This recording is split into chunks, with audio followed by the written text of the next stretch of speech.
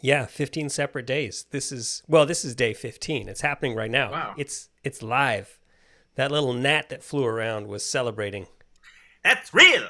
If this were not live, we would have edited that out. You know, Right. this fly, there's been one fly in this room for the last little while, and they're little house flies. And Uh, generally, like I if it's a spider or something or a wasp, I'll try to catch it and release it. that's But very nice of you. mosquitoes generally I kill with verve because of hatred. Because Right. I really Coursing through your veins. yeah, like I so but houseflies, I don't know that I've had hatred, but they're on my kill list. Like I Oh will yeah. kill houseflies, and Yeah. this housefly has been annoying me for this is one housefly, and I've been trying to kill it for a few days, and then the last couple days, I feel like it's won me over. This it's just this one little guy, and now he's like coming, he's right in my ear. I'm like, dude, come on! I'm like talking to this fly now. That's awesome. My dad has a lot of shticks, and one of his shticks, especially with grandkids around, it's like my dad has all these shticks, and he'll do them so many times that you stop, you chuckle, and then you stop noticing. And I think he kind of gets a kick out of that when it turns from like noticing to Yeah, not yeah, yeah, yeah. noticing, and it just Yeah, becomes part of the wallpaper. And then the grandkids come along, and he does them for them. And they notice, and then they get a little older, and they stop noticing, and it's like this great cycle of shticks. yeah. But one of his things is he'll Cycle of sticks. yeah, cycle of shticks. He'll name something like an insect or an ant or something. If a grandkid's like, "There's an ant," my dad will be like, "Oh, that's Roger." And so now you have the little little grandkids that are saying that kind of stuff. It's Roger. Uh, but it's Yeah, surprisingly hard it's once, good. yeah, once you've named it anything, it's surprisingly hard to then smash it with your shoe. It's like it confers a little something. So maybe that's Rogers made it all the way to Beacon. Roger. Okay. I was wondering, just as soon as you said about naming, I was like, well, maybe I should name it, but what would I name it? And Roger works. Yeah, it totally works. Roger's a good name for a housefly. Yeah. In fact, it makes a lot of sense of Roger's personality. Yeah. Now that I think about it, he's a Roger. He is a Roger. He's like he's a little he's happy-go-lucky, but also serious, and wants to get the stuff done, but not really sure what he's doing. Yeah. You're going to be surprisingly sad when you can't find Roger anymore, or when you find him on his back, Like, his legs in the air, yeah, having Roger, fulfilled his cycle. enjoy your time of my incompetent killing. That your lifespan has been quadrupled That's right. because of my incompetence. And your big heart. Well, man, we had some other stuff to talk about besides that funny idea of the IT department on the Death Star. I think the Death Star and Darth Vader in general has sort of endless comedic potential. Like I was also sort of thinking how funny it would be to have sort of the alternate Star Wars story where Luke wasn't separated from Darth Vader, from Anakin at the time that he became Darth Vader.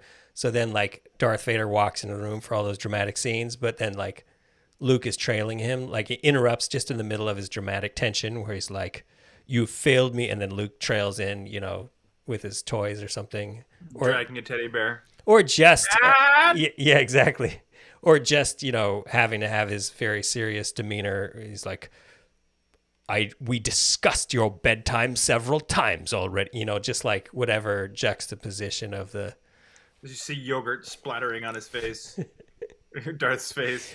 We I'm discussed your. I'm I'm serious this time. There will be I consequences. I find your lack of screen time limits disturbing.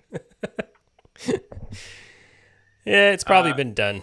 oh yeah, and there's some what do you call it? These Adult Swim. They've done this stuff with Star Wars with like the guys, and this stuff is really next level funny. But you got to figure that they're not just improving this show. It takes so Right. much effort to do it that they probably got a serious writers room and some funny fucking guys. So they actually have a show focused on this, like I Star don't know. Wars I've just seen send ups. clips. where they're using they're doing identical. They're doing the scene like shot for shot from Star Wars using figures, the Star Wars figures, Yeah. and so it's not claymation, stop motion, and then like I saw one where like Leia shoots the guy. They're like set to stun, and then Leia kills one of the guys. They're like, "Hey, my friend!" It's just because this is they're sending it up scene by scene, and it's really funny. Well, this reminds me, you had a whole Star Wars project you were very excited about. Your hair was on fire about it. Maybe just before we started recording these things, and you were going to do a one man show. You want to? What was the thing? And I'm curious to ask where it sits in your brain now, just because this is how the creative cycle works. But yeah, we decided to sort of with your encouragement, I was going to do the music and I was going to do the whole thing, and yeah, it's like a one man show. You were gonna a one man show where you I was at a gonna do the whole piano. thing. Was Yeah. this ignited by you learning some of the piano music? Is that what sparked the idea, or did the idea come and then you decided to It learn? was just Katrina. We were watching Star Wars, and I was just doing all the lines, and I feel like Katrina, the normal human response of normal people is, "That's so annoying. Would you please shut up?" And instead, Katrina, like, fully went to like enlightened kindness and was just like, "That's amazing. You can do that. You should." You should do a show where you just do the whole thing. You do a one man show where you do all the lines, and I was like, this could work. But Totally.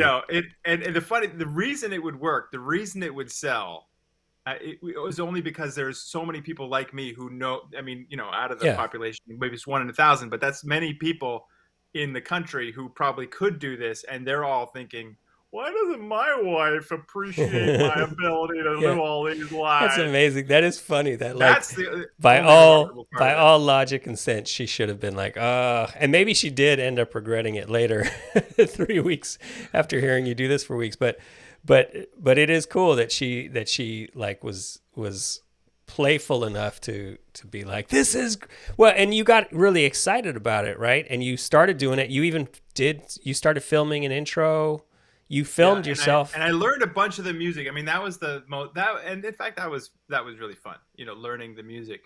But then I showed it to this one person, and they were like, you so basically you're doing this, you thought this would be funny, and then you realized that this was just you're just doing the show and there's nothing to it.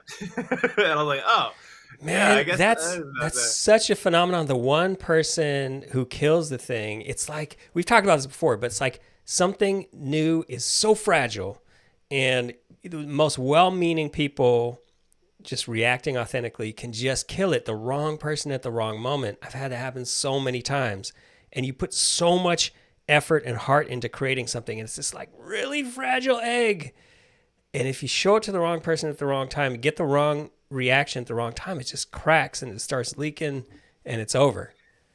Yeah, but sometimes ideas need to be killed. I mean, well, but see, I don't know that this is one of them. I was convinced. Do you now think it wasn't worthwhile? It wasn't a thing? I don't think it would be a very entertaining show. And part of when I discovered when I was working on it was, and when I started, I mean, in my mind, it was this full Technicolor, sort of like all this energy in my mind would have been translated on the stage.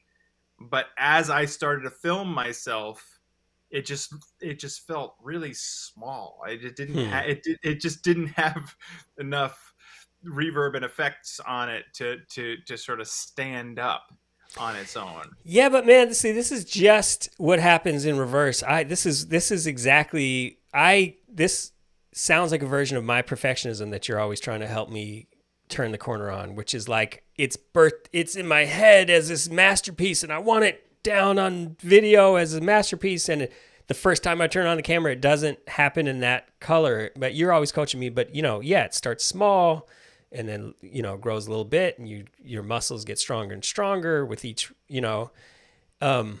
I don't think that idea is dead or worthless or non-entertaining. I think it was even entertaining just the first experiments that you did, and I think it would only get more fearsome. I think that all the things you're saying are true. With I read something. I read something yesterday. Again, this habits guy. I'm on his Thursday newsletter, which is great. If I Yeah. sent you that, you should get that. No. It's really good. All right. But the one that from yesterday, it said something. There was a quote from an entrepreneur who said, "The initial idea is almost irrelevant Mm-hmm. because it's going to be incomplete." Mm-hmm. And really, what the only but the benefit of it is that because you work on it, you learn something. You learn so much Mm. in the terrible face planting failures of it that the second idea becomes the thing. Right. Yeah. And I think this is an example of I put a lot of work into that, and just filming myself doing characters was an education. Yeah, I mean, Mm-hmm. I sort of like, oh, that's kind of funny. That's not working as well.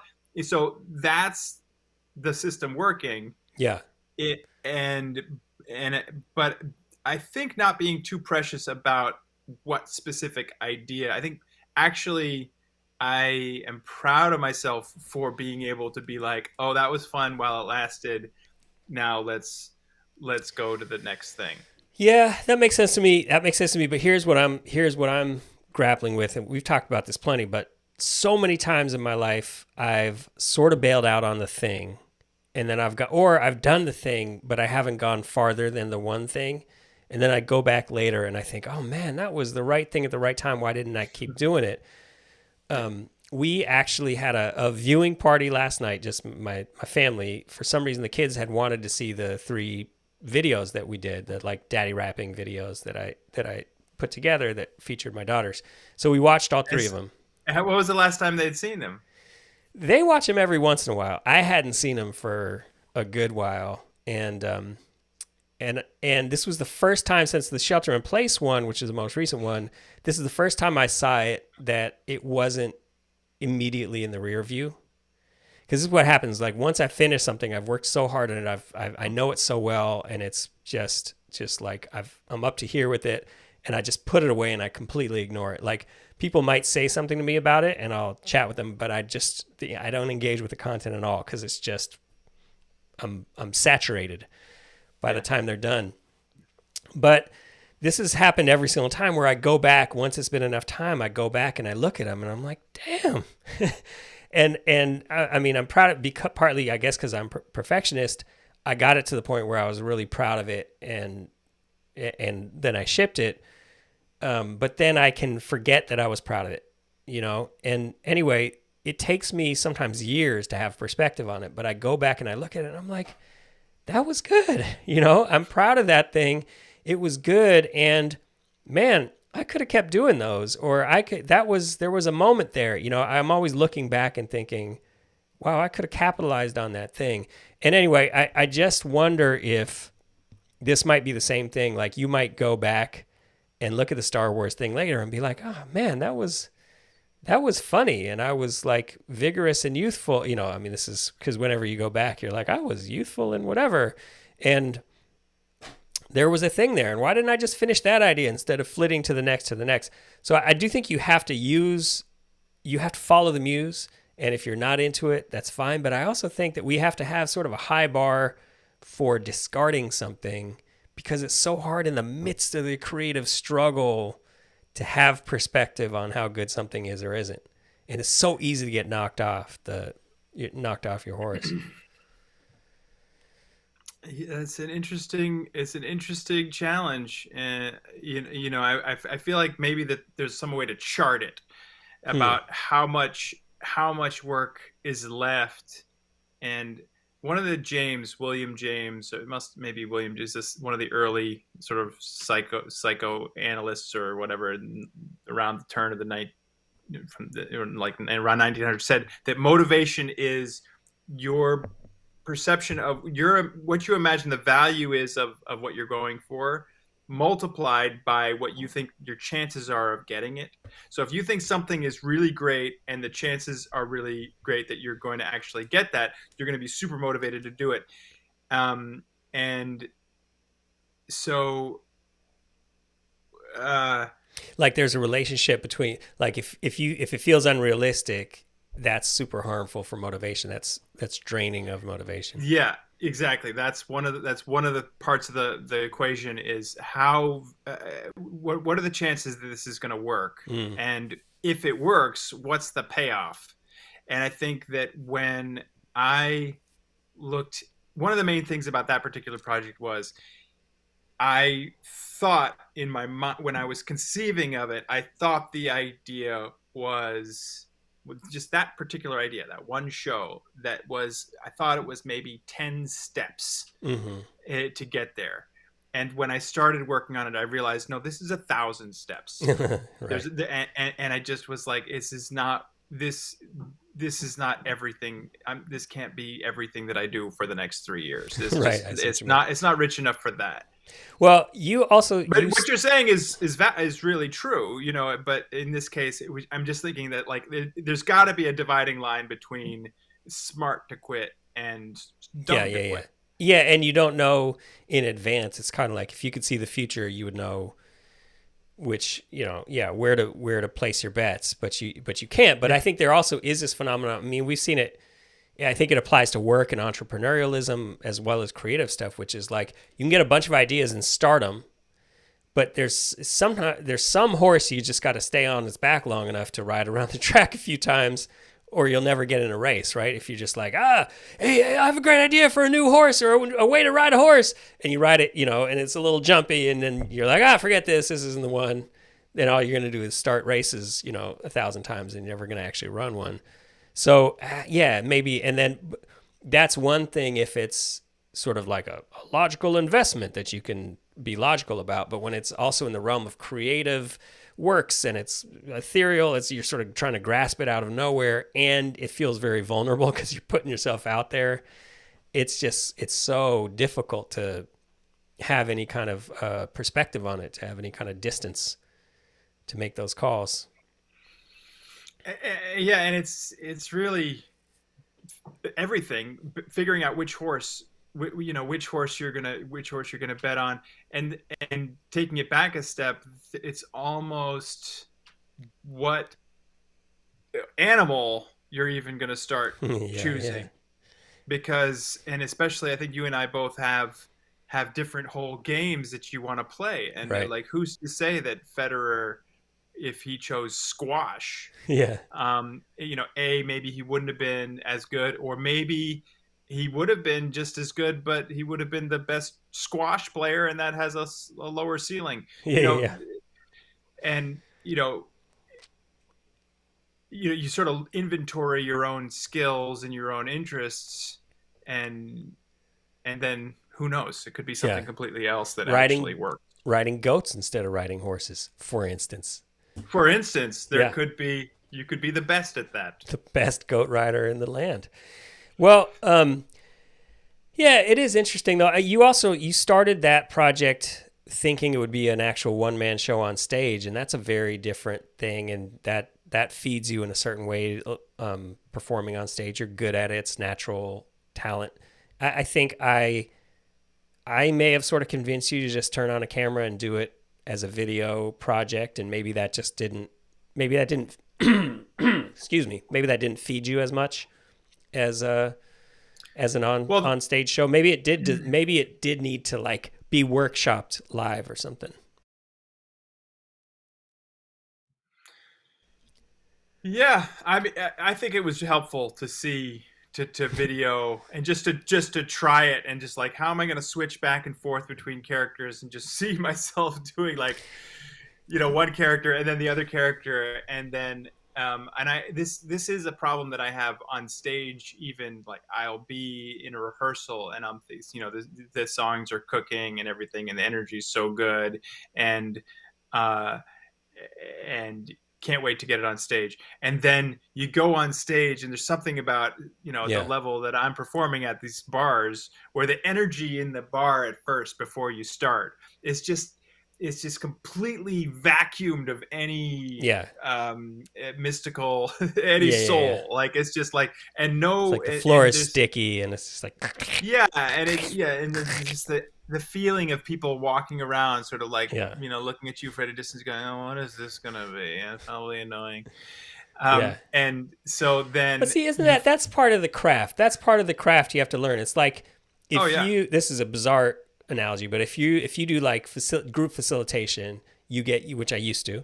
You get used to walking in a room where people are like arms folded and low energy and whatever, and you're just like, okay, this is the bag of tricks. I know I've got to warm up for this bag of tricks, right? And it's probably the same if you play enough shows. Like if you, for instance, do stand up comedy and you do enough crappy rooms, you're like, one of these rooms, I better start with my gross stuff, or I better start with my outlandish stuff, or whatever, you know? One of these rooms. Let's go gross. I don't know what works with this type. Yeah, I mean, maybe, Bathroom humor. wake the room up. Yeah. I interrupted you, but I think it would be healthy for us to. There's Roger. I saw Roger. Roger Yep, there he is. wants to be on the show. Raj, Roger, come on Raj. over. They want to ask you some questions. Roger's just like, how do I get out of here? That's And my I'm question. like, and I keep trying to show him, and he's just like, I don't know if what are you doing? And I'm like, you want to be outside? I want you to be outside. That is, I do get mad We at both flies. want the same things. I do get mad at flies when I'll open the window and be like, this way, and This they'll is be what like, I'm doing instead of trying to kill you. Yeah. Just for reference. If Exactly. you're looking for my options, how I'm seeing this is Like- either kill you or help you to be in your happier place. you like Please. slide the window up and they're on the top part and it's like totally open and they're like, and you're like, just go down, you dummy. Flies, they're not very Flies, smart. I had a moment with I went for a beautiful. It's like the best day in terms of beautiful temperature and just not humid outside. And we went for a walk with the dog, and so every now and then you're walking with the dog on a leash, and the dog will go on the other side of a tree, and then I'll be too far ahead, and it'll just be like, and so I gave one little tug, and then Yoshimi looks at the tree. And then she walks around. She did it. She Nice. did what I wanted her to do, which she does now. She does that. Yeah. And I was just like, man, she learned that. It took her 4 years. Yeah. Of like being like, no, I am not going to just put my arm around the tree and make you think that it's okay for you to go. You must be aware of the leash. Yeah. And it's finally like she's like slowly Yeah. learned. We had that same thing. Yep. You're already over it with your puppy. Is your puppy's already? Yeah. It didn't. Well, but it didn't that's take 'em easier long. for you because you could just go like this, and then like that dog. That's a small dog joke. Don't What feel does it bad, like buddy. to be a small dog on a harness. But I didn't do that. I just patiently sat there as it was like. It's like. You're gonna learn, little dog. There's a way this goes easily, and a way that doesn't work. You'll be I've stuck got there all for the day. rest of your natural born life, or you'll figure this out. I'll go either way. I got all day. The one thing is like my attempts to train him, sometimes I realize he's training me like, you're supposed to train your dog to walk right next to you. So I've been really trying, so and I read, when he runs ahead, you just stop because dogs want to go forward. So you just stop, leave the leash taut, and he's like straining, and eventually he'll figure out to come back. To keep going, he's got to come back to you. So totally got this down. But it doesn't stop him from doing it. It just means that this happens all the time. I'm always having to stop short on a walk and just wait there and wait and wait. And what I realize is he doesn't mind it. He's just out there. He like takes it as an opportunity to look around. He's like with his chest up and he's looking around and he's admiring things. And, and I'm waiting and I'm like melting inside because I want to go forward. So he's sort of training me. And then eventually when he's ready, he trots back to my side and then we continue. So, He might even think that you want him to be like, okay, I need you on perch right now. I'm going to hook you up and you're going to be like this. and look around. And when you Yeah. think everything's clear, then come back and let me know. It's not working. Because dogs really think they have jobs, Yeah. and My dog thinks his job is to lick everyone and be petted by them. yeah, and my dog thinks that too. Yeah, it's Um, like show everybody that they are loved. right. I feel like I need to apologize to your dog because I was such a full non-dog person, and she I was just agree. really she was just she was I'm just just really looking like, for I her. don't understand. I'm like giving this dude so much affection, and he is trying to look the other way, and that only made it He's worse. not. He's not getting it. This is Yeah, going to take more serious intervention. yeah, Okay, buddy, yeah. buckle up. Why don't I get You up are. on your lap? I'm trying to put love into your soul, and you're blocking it. So Yeah. I'm gonna have to work a little harder. I'm gonna So double down. Yeah, she really did. yeah, I was, I was impenetrable, but Corey's broken through, and now other dogs, I get it. I appreciate what they bring. I don't know if I can say I'm a dog person yet, but it would be a good test with Yosh to see what we got. yeah, I think yeah, so. man. I think a lot more. Well, tell her I'm sorry, and Okay. I'll make it up to her. Well, I look forward to testing this out in person. If you ever make it, you got to. This is another excuse for you to come out east, That's right. I need. away I from don't. that terrible California place. Yeah, exactly. I don't need another excuse to come. I love your neck of the woods, but travel feels like a thing from an old Yeah, past. yeah, yeah. I haven't done any of it. Yeah, seems like foolishness. Before I fully let you off the Star Wars hook, I just want to introduce the idea that maybe it is like maybe we should doubt our instinct to bail out. That's, I think, it's because I do think I think doing is better than not doing, and that's part of where I am right now. Part of my current liberation is I'm just going to do it all because picking a horse is hard and I can't necessarily trust it, and I'm excited about all these ideas, and let me just do them all. Yeah, And I know that sounds foolish, and it probably is foolish, but it also is liberating right now, and it's working for the micro moment. So I'm just going to go with it. But we have limited time, so of course, in some ways, smarter to pick a horse. But I think there's that like instinct of I'm just done. I need to bail out. I think I was just telling you about this with this shoot that's now coming up in 1 week. I've got this shoot, and 1 week ago, I was just like, I'm not excited about this anymore. This is I don't know why I'm doing this. And it was just this resistance. It was this anxiety, and I couldn't land the crew I needed. And I was like, oh, what am I doing? Who am I to even put myself on camera and do this? And it's going to be embarrassing. I'm going to do this with my friend who's the subject, and it's going to be flat. And so it really felt in my whole body like I wasn't interested in this idea anymore. It was just like it was an idea I used to have that I thought was exciting, and now I don't think it's exciting, and I should just bail on this thing. And I just feel like we got to have a really high bar to do that because we can't trust those feelings in the moment. And I wonder if, yeah, I don't know why I'm picking this. I'm like projecting on you and picking this Star Wars thing in particular, but it is funny, and it is sort of beautifully tuned to you and your talents and your proclivities. How do you respond? Well, I like hearing, being reminded that there are things about that are tuned to my talents and proclivities, and there isn't much right now that I'm doing that tap into those particular itches of just like being characters and being sort of like over the top whatever. So that's fun to hear that. And I think that in the case of your thing, you're completely right. You're coming in to the stretch of doing it, and this is a particular feeling that I know very well, where it's just like, yeah, losing interest and being like, this is wrong, and I think that absolutely you need to, but just I mean, the particular Star Wars thing, I think you're failing to, maybe I'm failing to communicate how much work this was going to be to get me ready to do it. And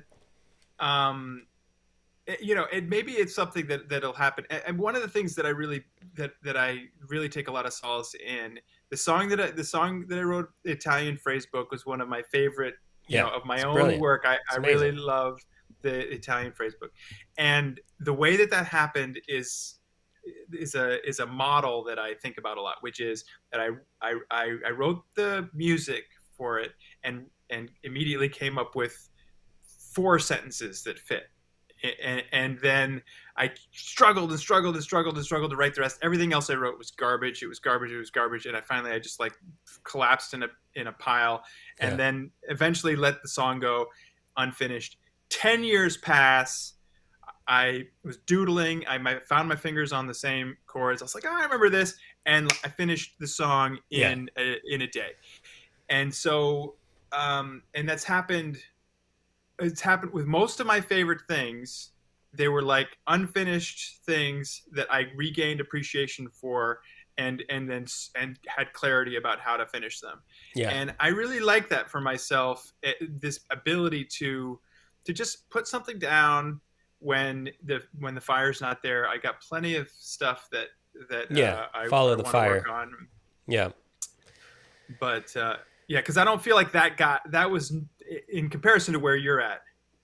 You're This is happening. What you're doing right now is so Yes and no, because I it's such a haven't different actually place. done a thing. All I've done is prepare a whole bunch of stuff, whereas you actually did some things. You know, you did some stuff. I mean, I get you, but here's one idea about the Star Wars thing, which I can't let go.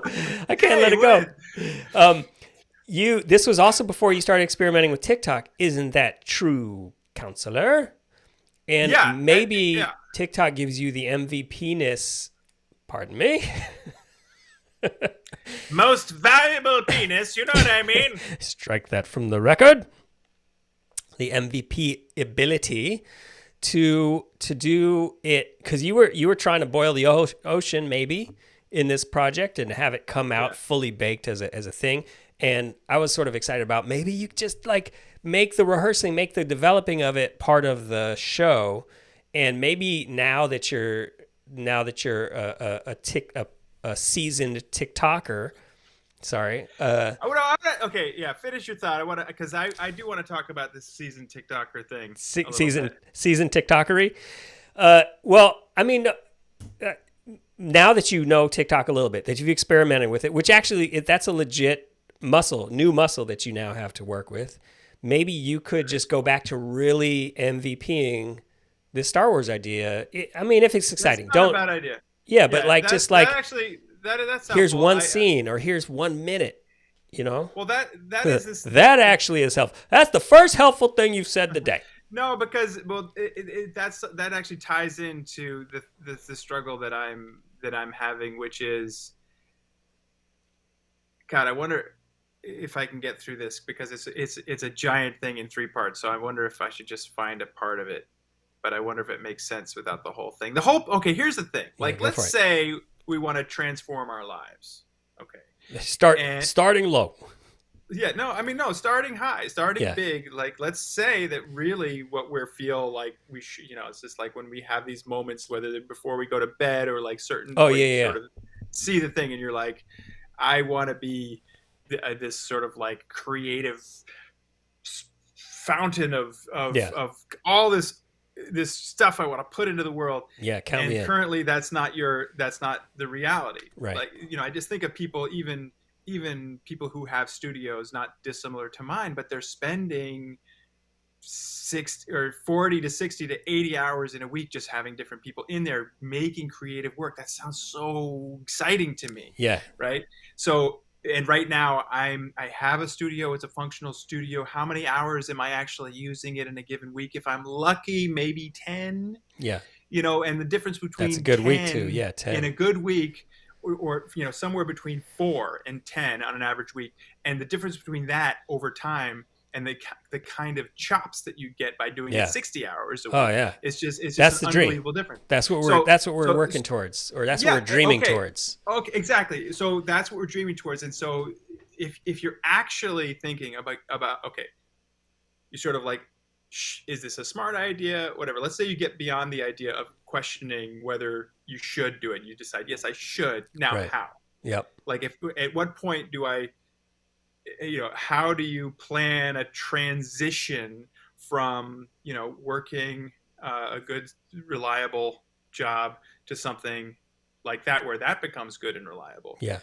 It requires some sort of a plan. And so I think I spent many years sort of like trying to devise the perfect plan, like, oh, if I do this and then this and this, and it always would just like not get anywhere. Yeah. And I think I read this book about habits, this James Clear book about habits, which I talk about this guy's mailing this email.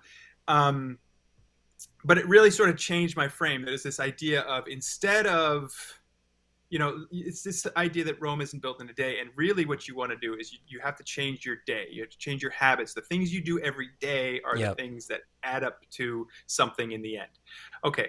So the sort of the master plan that I could construct, that's not going to work, because that's not how life works. But how life might work is if you can actually create habits that, if I just do basically these whatever things every day, even if it starts small, this will add up to them getting bigger and getting the more skills and getting the more things going, blah, blah, blah. So then what are those things? And each habit is, like we were talking about before, is a horse to bet on. Like, this habit versus this habit. This habit of us having these calls has been super helpful. It's like, it's unlocked a certain something.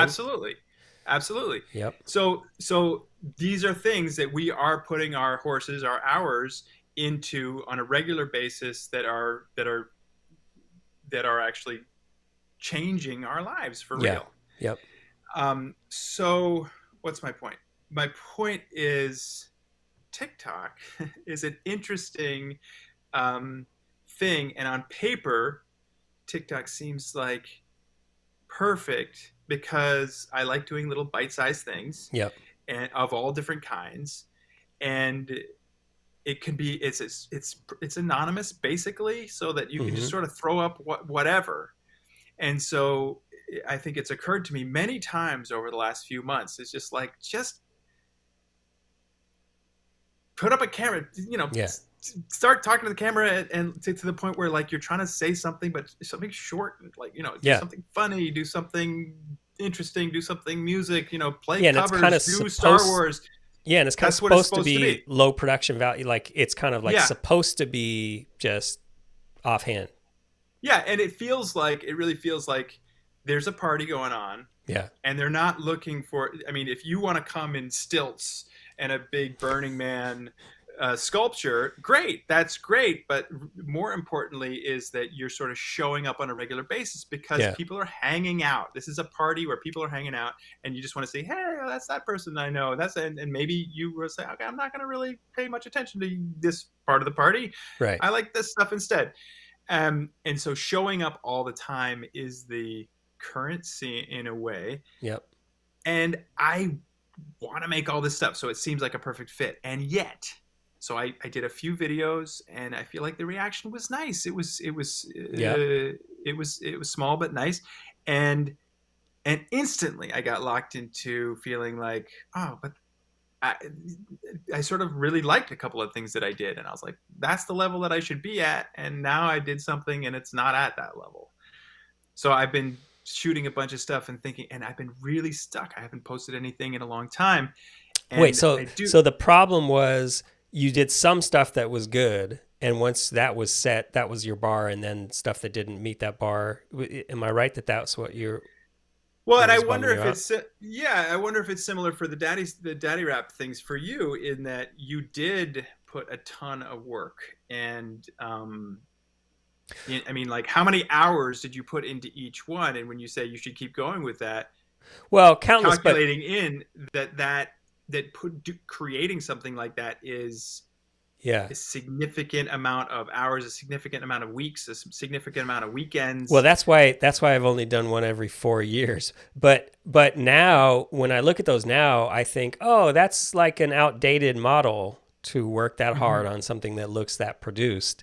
It doesn't feel current anymore, because I feel like internet stuff now, and maybe it's just a moment. Maybe it'll swing back the other direction. Maybe it just goes in this direction. It's not that produced. It almost looks like, oh man, you worked too hard on that. Whereas before, I think that stuff that got noticed was more produced because we were all used to watching TV or whatever the things were. And I think just sort of the general acceptable level has come way down. So if something looked kind of amateur and junky in the old days, it didn't get as much attention. But now I think that's what gets more attention because it's it's a little bit more like reality TV. You feel like you're watching something real. So I think and I feel if like I you feel like imagined, you're really connecting with these people more. We're not. I don't think we're looking for when I'm yeah, on TikTok. I'm not looking to discover the next yeah, Brad Pitt or whatever. I'm looking for people who bring or have a certain right, cool energy that I can relate to. right, totally. Yeah. So when I imagine doing a thing, I sort of imagine, oh, if I were to do another thing, I would just try to make it way easier to pull off. But let's see. This what you were doing. You had this big reaction to this idea of maybe you could do TikTokery to like just do your little Star Wars things and sort of build up, not make it the big show. Were you headed Were you headed to something reacting to that idea, or was it just in general to being stuck on TikTok at the moment? My big negation of your sort of like encouragement to keep going with the Star Wars thing is that this is a Mount Everest, Right. and I just I can't dedicate to it. But then when you said, why don't you just do it in bite-sized pieces, that actually is interesting. And I mean, you could do it's like half a scene, one scene, a song, learning a song. And you could imagine just getting used to, you can imagine people being like, oh yeah, this guy, there is that sort of repetition thing where you see it. Mm-hmm. Oh yeah. That's funny. Oh, that song or that scene, or oh, that was a great moment. Or I can't believe. Yeah.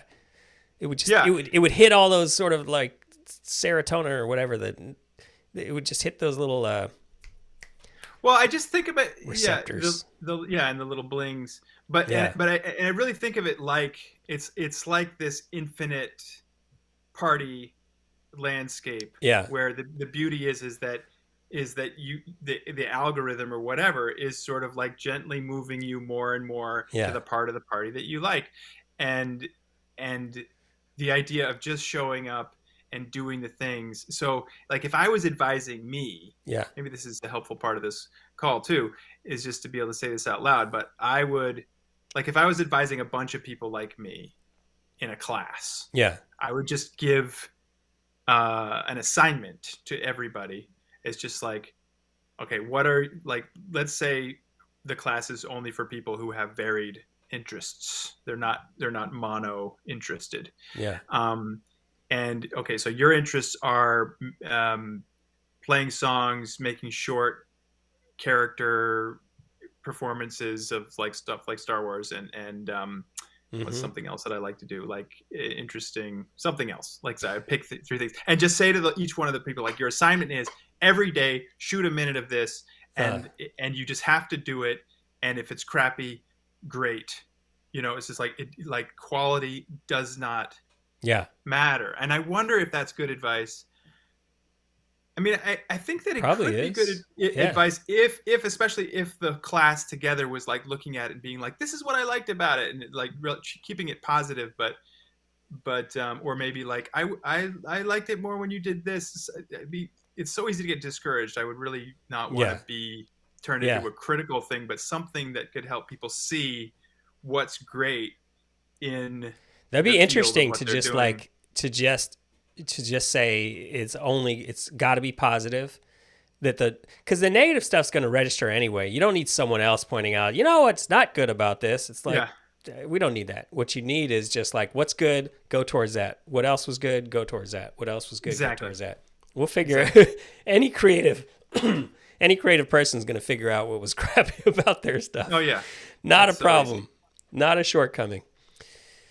And it's such the wrong thing to focus on too. I mean, because it's so, and I feel like really as a culture, that is what we're looking for. We're looking for what's wrong with it. We're looking for like, well, what did you get wrong? Whereas that's just a squelcher. We need It's to, just a what we need to squelcher. see in the what somebody's doing is just like, oh my god, you do this one thing that's so brilliant, it's Yeah. not like anyone else does it. How can we see more of that? Yeah. That would be cool, man. It would also be cool to to I was gonna say to somehow just like build a community that's focused around that level of positivity, of coaching based in fundamental positivity, you know, because I feel like so many creative uh, industries are based around this cutthroat, everyone tearing each other down to try to be just slightly higher on the pedestal, like your classic acting class, right? Whereas like the one acting class I took in my life with the TA at UCLA who led it, and he was just, you know, he's probably terrible actor, and he was just sitting there tearing us all down, first timers. He's just telling us how bad we are. You know, it's like, you probably suck, dude, you know, but he had just gotten just half a head ahead of us. He was a TA. I don't know, maybe he was good. Man, I went to an acting class. So I was an actor, in college, and so what was this? I took 10 years off of acting. Went to California. Was in San Francisco, and took an acting class. And I did this monologue, my opening monologue from this. It was a Roberto Benigni thing about when he talks about making love with goats, something Hmm. like that. But it was this outrageous monologue in a thick accent. And in this little acting class with just like the other students around, like the students, I mean, everyone else was like, they were just cracking up. I was like, I was winning the audience. And I remember the teacher, after I was done, I was happy with myself. I felt good energy from the people that were there. But the teacher was like, you think you know what acting is, huh? Well, that's not it. I was like, oh shit. It's like, that's classic, man. That's what, yeah. It's just like, it's this injustice of people just, it's tearing down because that's how they feel a little. So, I mean, I don't know. There's always a chance that that particular teacher was right, but probably not. And Well, probably there's no I real don't think. value to that, you know? Well, here's what she did. I mean, she actually was this veteran for a long time, and we ended up becoming very close. And I worked with her for a few years, and she was a huge supporter. But it was Okay. almost like there was this thing. It felt a little bit like she had to establish, Yeah. like in some ways, maybe like I had the room, and Yeah. she was just like, I you Yeah. know, squirm for me, and then I will show you the promised land. And I was like, okay, you're right. And then eventually Interesting. she was trying to, but then at that Sort point of. she could take credit for my development after she knocked me Yeah. down. Yeah. I don't know. I don't know about all this. Although it kind of reminds me of a sports coach who just like runs everyone hard for the first 3 weeks, Yeah. and they're just like, and then Or like brings you out see the, somebody being in a show off and he's doing all this yeah, stuff and the coach is just like, that stuff is going to get you in trouble at a real game. yeah, yeah. So yeah, it's probably was legit. Cool, man. All right. Well, I'm glad we've solved it all. I'm excited to see you, your Star Wars thing back in the world, or whatever else you're interested in. Okay. All right. Awesome. Talk to you. Thanks, man.